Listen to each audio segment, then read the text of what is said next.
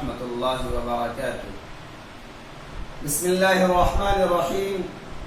رب اشرح لي صدري ويسر لي أمري واحلل عقدة من لساني يفقه قولي. جزا الله عنا محمدا ما هو أهله صلى الله تعالى عليه وسلم. آئیے پانچویں سبق کا آغاز کرتے ہیں. الدرس الخامس، مرکب اضافی ناقص. مرکب اضافی دو اسموں کے ایسے مرکب کو کہتے ہیں جس میں پہلے اسم یعنی ناؤن کی نسبت دوسرے اسم کی طرف کی گئی ہو.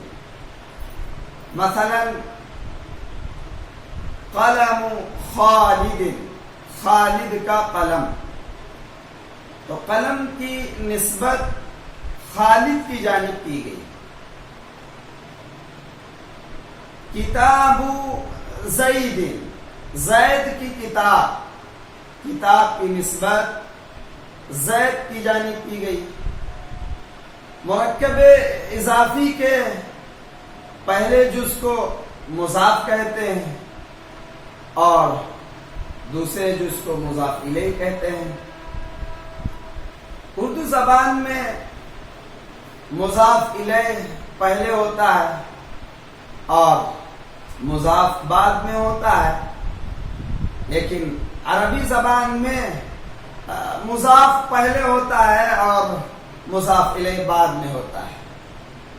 مضاف اور مضاف الیہ دونوں اسم ہوا کرتے ہیں. مضاف اسم نکرہ اور مضاف الیہ اکثر و بیشتر اسم معرفہ اور کبھی نکرہ بھی ہوا کرتا ہے. مضاف پر الف لام اور تنوین نہیں آتی ہے، لیکن مضاف الیہ پر الف لام اور تنوین دونوں ہی آتے ہیں. مضاف الیہ ہمیشہ مجرور ہوا کرتا ہے، لیکن مضاف کا اعراب عامل کے مطابق بدلتا رہتا ہے. مثال کے طور پر قلم زیدن ہے، اگر حروف مشبہ بالفعل داخل کر دیا جائے تو قلموں کے بجائے قلمہ ہو جائے گا. کیوں؟ انا حروف مشبہ بالفعل داخل ہو گیا جس نے مضاف کے اعراب کو بدل دیا. اضافت میں مضاف سے نون تثنیہ اور نون جمع گر جایا کرتے ہیں. یعنی اگر تثنیہ مضاف ہو یا جمع مضاف ہو تو نون جمع بھی گر جائیں گے اور نون تثنیہ بھی گر جائے گی. کبھی ایک ہی ترکیب میں کئی مضاف الیہ ہوا کرتے ہیں. خیر، تمثیل سے تفہیم میں تسہیل ہوتی ہے. آئیے مرکب اضافی کو مثالوں کے ذریعے سمجھنے کی کوشش کرتے ہیں. الدرس الخامس، یہ جملہ توصیفی ہے اور جیسا کہ اس سے پہلے عرض کیا جا چکا کہ مرکب کی دو قسمیں ہیں جو مشہور و معروف ہیں. ایک جملہ اضافی ہے اور ایک جملہ توصیفی ہے. جملہ اضافی بھی ناقص ہوتا ہے، جملہ توصیفی بھی ناقص ہوتا ہے، لیکن یہ اپنی جملہ توصیفی ہے. خیر، کتاب زید، کتاب مضاف ہے اور زید مضاف الیہ ہے. ایک ناؤن کی یعنی اسم کی نسبت دوسرے ناؤن کی جانب کی گئی. زید کی کتاب، اگر اسی پہ حروف مشبہ بالفعل میں سے کوئی حرف اگر داخل کر دیا جائے تو پھر مضاف کا اعراب بدل جائے گا. یعنی اگر انا داخل کر دیا تو ان کتابہ ہو جائے گا، لیکن زیدن اپنی حالت پر برقرار رہے گا کیونکہ مضاف الیہ ہمیشہ مجرور ہوا کرتا ہے. کتاب زید، اصل میں تھا کتابانی،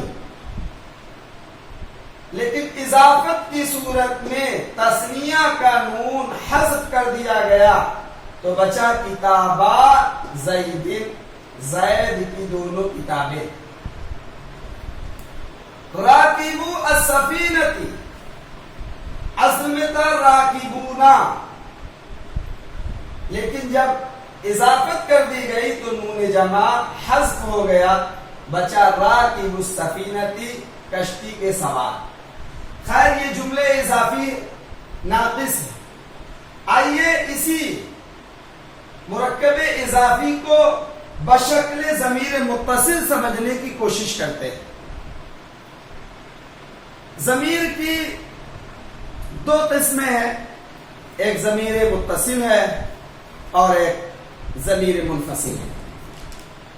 مبتدی طلباء کو اکثر و بیشتر ضمائر کے سمجھنے میں دشواری پیش آتی ہے۔ مثال کے طور پر اگر کہنا ہو زید اپنے گھوڑے پر سوار ہوا تو رکب زید فرسہ، میں اس کے گھوڑے پر سوار ہوا، رکبت فرسہ،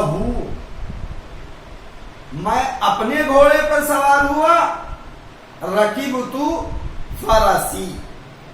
تو ضمیر کی دو قسمیں ہیں، ضمیر متصل، ضمیر منفصل، لیکن مرکب اضافی بشکل ضمیر متصل۔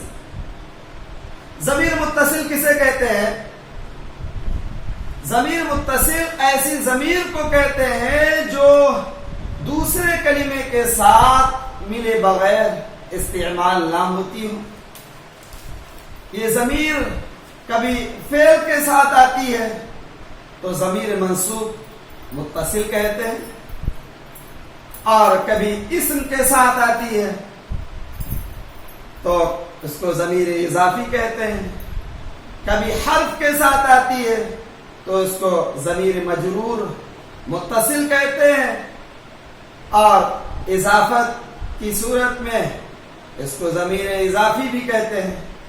خیر آئیے سمجھنے کی کوشش کرتے ہیں مرکب اضافی بشکل ضمیر متصل۔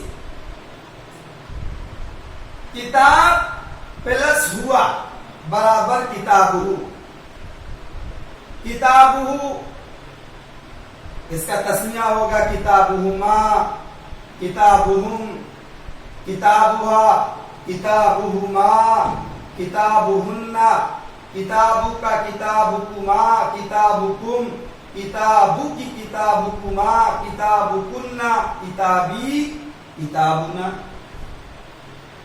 اسی طرح علی حد کی اضافت اس میں ضمیر کی جانب کر دی گئی، علیہما۔ فعل کی کے ساتھ جو ضمیر آئی اس کو ضمیر منصوب متصل کہتے ہیں۔ خیر خلاصے کلام یہ ہے کہ تعبیر و انشاء میں عربی زبان کے سیکھنے میں مرکب توصیفی اور مرکب اضافی نہایت اہمیت کے حامل ہیں۔ یہی مرکب اضافی اور مرکب توصیفی جب آپ انشاءاللہ آگے آزاد انشاء پڑھیں گے تو بتایا جائے گا کہ کبھی یہی مرکب اضافی سبجیکٹ کی صورت میں سامنے آئے گا اور کبھی آبجیکٹ کی صورت میں، یعنی کبھی فاعل بنے گا اور کبھی مفعول بنے گا۔ مبتدی طلباء کہ اگر گرفت مرکب اضافی اور مرکب توصیفی پر ہو جائے تو انشاءاللہ وہ بسہولت آگے بڑھتے چلے جائیں گے۔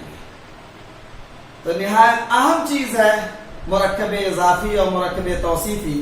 ابھی کوشش یہ کی جا رہی ہے کہ موٹے موٹے جو قواعد ہیں وہ آشکارا کیے جائیں تاکہ ایک طالب علم کو ان قواعد کی روشنی میں دھیرے دھیرے آگے بڑھنے میں سہولت پیدا ہو، اور جب یہ قواعد ازبر ہو جائیں گے اور مشق و تمرین کا سلسلہ انشاءاللہ روز بروز جاری و ساری رہے گا تو پھر آگے چل کر کے دشواری پیش نہیں آئے گی. ورنہ اگر انہی جملے کو یعنی اس مرکب اضافی کو یا مرکب توصیفی کو اگر جملے کی صورت میں استعمال کرا دیا جائے اور لکھ دیا جائے تو پھر پریشانی ہوتی ہے کہ یہ کیسے جملہ بنے گا، کہیں پہ فاعل بن رہا ہے تو کہیں پر مفعول بن رہا ہے. لیکن خیر اگر آپ کوشش کرتے رہیں گے تو دھیرے دھیرے انشاءاللہ تعبیر و انشاء مضبوط ہوتی چلی جائے گی، اور اس سے کہیں زیادہ اللہ کا قرآن اور حدیث پاک ہمیں سمجھنے میں بھی آسانی ہوگی.